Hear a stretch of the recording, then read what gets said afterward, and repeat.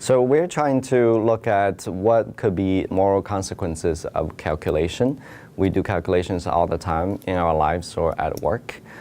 We are trying to decide whether after people have engaged in calculation, for example, calculating some economic numbers or deciding the price to pay, etc., are actually likely going to induce people to engage in some unethical behaviors or selfish behaviors.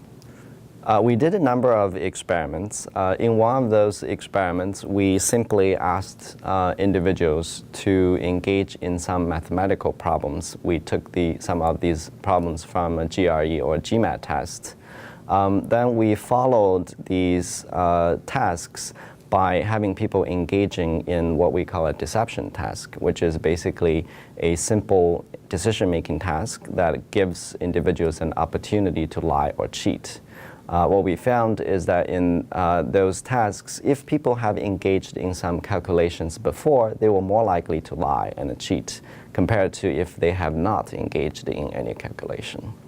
I think what we should do is sort of take into perspective that calculation, even though it is really pervasive in people's everyday life and work, it is not as value neutral as people used to think, because engaging in calculations might sort of focus us on the numbers rather than our emotional reactions to situations. And many of these emotional reactions, such as anger or disgust, could actually sort of prevent us from engaging in ethical behaviors, and in some situations could motivate us to engage in good behaviors.